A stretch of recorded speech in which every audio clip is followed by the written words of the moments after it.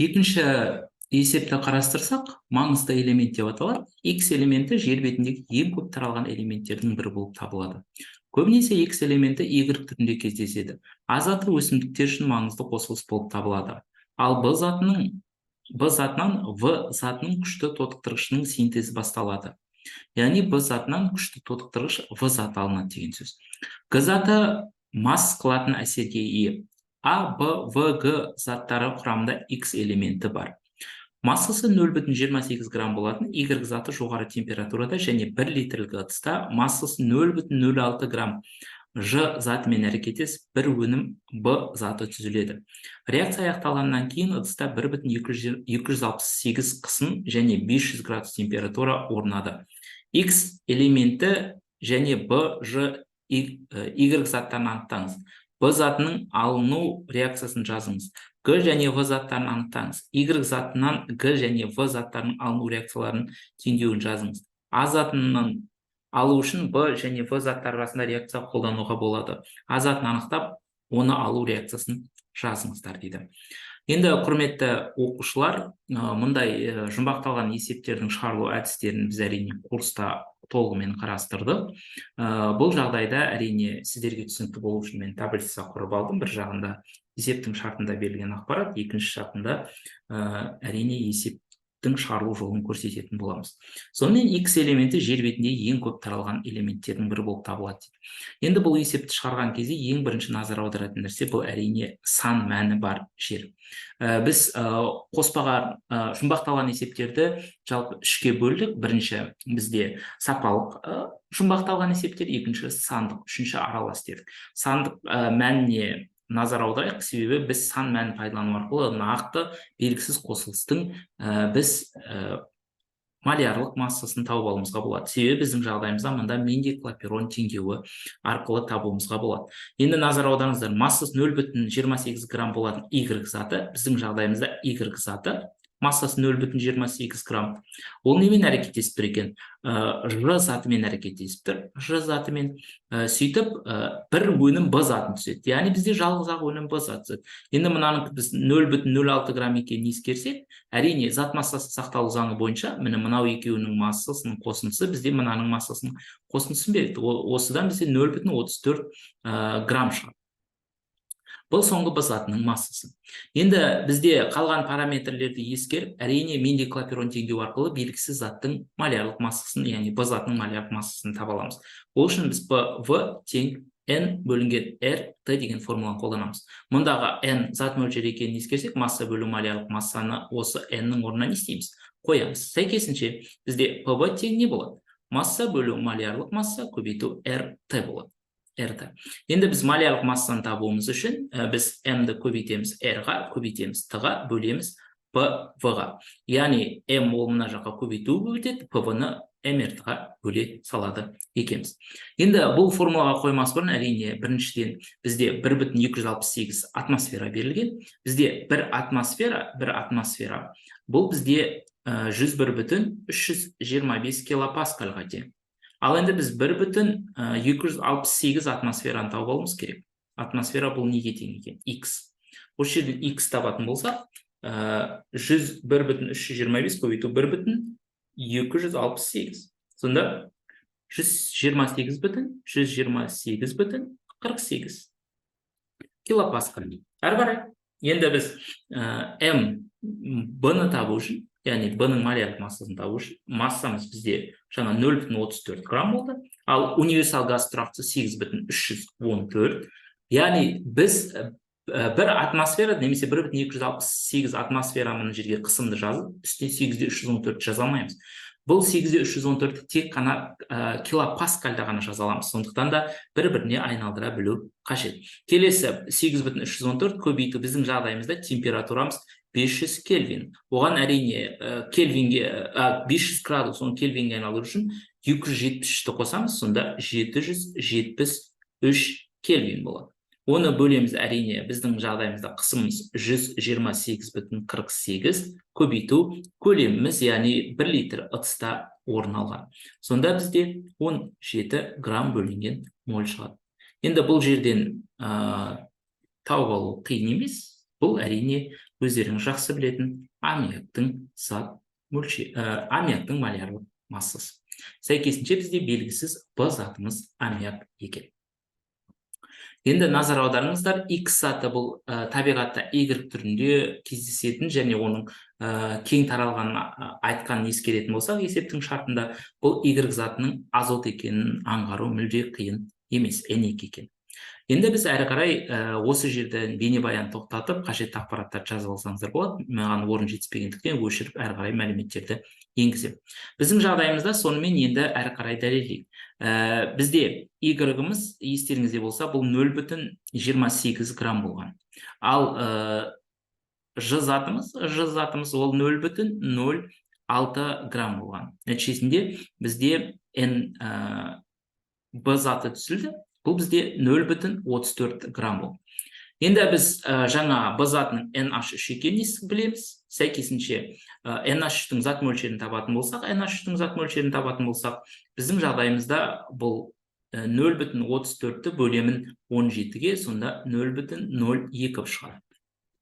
Бір тексеріп шығайық, 0,34 бөлу 17, 0,02 шығады. Дәл солай сутектікін табатын болсақ, H2-нікін мұнда 0,03 шығады. 0,03 шығады H2-нікі. Яғни NH2-ні табатын болсақ, ол үшін 0,06-ні бөлем 2-ге, сонда 0,03 шығады. Сәйкесінше, дәл солай азоттікін табатын болсам, N2-нікін табатын болсақ, ол үшін 0,28-ді бөлем 28-ге, сонда 0,01 шығады. Енді зат мөлшерлерінің қатынасын қарасаңыздар, 1-дің 3-ке, оның 2-ке қатынасындай болып тұр. Назар аударсаңыздар. Көрдіңіздер ме? Бұл деген сөз, мынау негізгі реакциямыз N2 қосу 3H2 нәтижесінде 2NH3 түзіледі деген сөз. Біздің негізгі болжамымызға толықтай сәйкес келіп тұр. Біз яғни осы абзацсызды пайдалану арқылы толығымен Б, Ж және Y затын анықтадық. Енді бізге X элементін табу мүлде қиын емес. X элементі бұл әрине азот. Бұл X. Әрі қарай, Б элементі бұл жаңа айтып өткендей аммиак, NH3. Ал Ж бұл сутек, H2. Ал Y бұл әрине біздің жағдайымызда N2. Б затының алыну реакциясын жазыңыз дейді. Біз енді полный алыну реакциясын N2 қосу 3H2, 2NH3 деп жазып, есептеулер арқылы дәлелдедік. Бірінші пункттағы толық балды алдық. Енді екіншіге назар аударайық. Г және Б заттарын анықтаңыздар дейді. Енді бізде Г және Б заттарын қалай анықтаймыз? Біріншіден, барлық заттың құрамына бізде не кіреді? Барлық заттың құрамына біздің жағдайымызда азот кіреді. Және Г заты мас қылатын әсерге ие. Енді өздеріңіз жақсы білесіздер, азоттың мас қылатын әсерге ие қосылысы бұл әрине шарттандырғыш газ.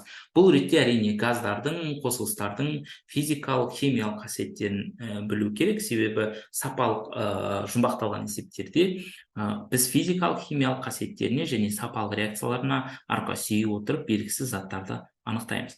Сонда бізде Г затымыз бұл ретте N2 екенін аңғаруға болады. Әрі қарай, бізде тағы келесі анықтауымыз керек зат, бұл жаңылмасам не болды? В заты дейді. В заты. Енді В затының күшті тотықтырғыш екенін ескерсек, Б затынан алынатын күшті тотықтырғыш екенін ескерсек, бұл ретте әрине бұл біздің жағдайымызда азот қышқылы екенін аңғаруға болады. Енді бізге сәйкес реакция теңдеулерін жазыңыздар деді, жаңылмасам, заттардың алыну реакция теңдеуін жазыңыздар деді. Ал енді сәйкес реакция теңдеулерін жазайық. Бізде Б затымыз жаңа аммиак болды. Y затынан Г және В. Y затынан, кешірім өтінемін, Y затынан Г, Y заты бізде N2. N2-ге бірінші O2-ні қосамыз. Бұл әрине найзағай ойнағанда немесе электр тоғы әсерінен реакция орын алады, нәтижесінде NO түзіледі. Түзілген NO бұл атмосферадағы оттегімен әрекеттесіп, қоңыр түсті NO2 газына айналады. Бұл реакция біздің жағдайымызда қайтымды. Енді түзілген NO2 бізге жай ғана су қоссаңыздар болады, нәтижесінде HNO3 өте күшті тотықтырғыш және HNO2 азот және азоттық қышқылдың қоспасы шығады. Енді біздің жағдайымызда күшті тотықтырғыш дегендіктен бұл әрине азот қышқылы. Сондықтан да біз мынаны бірінші реакция деп қояйық, мынаны екінші реакция. Негізі үшінші реакция былай да алуға болады азот қышқылын, бірақ негізгі үшінші реакцияда біз мынау реакцияны жазайық. NO2 қосу H2O қосу O2. Нәтижесінде бізде тек қана бір ғана өнім түзіледі, ол азот қышқылы. Мында 4 қоюым керек, мында 4 қоямын, мында 2. Реакциямыз тең. Төртінші реакция. Енді бізде Г заты алыну реакциясы. Өздеріңіз жақсы білесіздер, азот қышқылы Г және В заттарын анықтаңыз дейді. Y затының Г және В заттарының алыну реакциясының теңдеуін жазыңыздар дейді. Енді бізде Г заты дегеніміз не? Г заты бұл N2O. N2O-ны әрине біз аммоний нитратының ыдырауынан аламыз. Сондықтан да біз бірінші түзілген азот қышқылын аммиакпен әрекеттестіріп, NH4NO3 аламыз. NH4NO3. Ал бесінші түзілген NH4NO3-іміз температура әсерінен аммоний нитратын қыздырғанда N2O қосу 2H2O түзіледі. Осылайша біз толығымен Г затында алып отырмыз. Келесі А затын алу үшін дейді, Б мен В заттардың арасында реакцияны қолдануға болады дейді. А затын анықтаңыз, А затын анықтап, оны алу реакциясын жазыңыз дейді. Енді бізде жаңа Б затымыз әрине аммиак, В затымыз бұл азот қышқылы. В затымыз азот қышқылы. Сонда В затымыз HNO3-ке, Б затымыз аммиакты қостық, нәтижесінде әрине NH4NO3 шығады. Сонда бұл біздің А затымыз екен. Енді құрметті оқушылар, ең бастысы жауабын әдемілеп жазып көрсету қажет, чтобы мұғалімдер тексергенде сіздерге максимал балл беру үшін. Сондықтан да бізде X элементі жауабы деңіздерді, бұны азот екен, N2 деп жазып жүрмеңіздер, ол уже қате. Ал Y бұл N2 біздің жағдайымызда әрине азот деп несін жазып қойсаңыздар да болады, атауларын. Екінші, Б затымыз біздің әрине аммиак, NH3. В затымыз бізде жаңа HNO3 азот қышқылы болды. Г затымыз N2O, тағы не болды? Ж затымыз H2, тағы қандай зат болды? Ж бар, Y-ті жаздық, Б-ны жаздық, Г-ны жаздық, А заты қалды. А затымыз бұл NH4NO3. Осылайша біз белгісіз барлық заттарды жазып кеттік. Егер әрине уақыттарыңыз болып жатса, мен ауызша айтып кеттім, сол сияқты сіздер жазып қасына қосылыстардың атауларында жазып кетсеңіздер болады. Сіздерге екінші есептің шығарылу жолы толығымен түсінікті болды деген ойдамын. Құрметті оқушылар, енді біз жаңа асығып отырып, мен өлшем бірліктерін кейбір жерде жазбай кетуі мүмкін. Олимпиадада міндетті түрде өлшем бірліктері де көрсетілуі шарт формуламен қатар.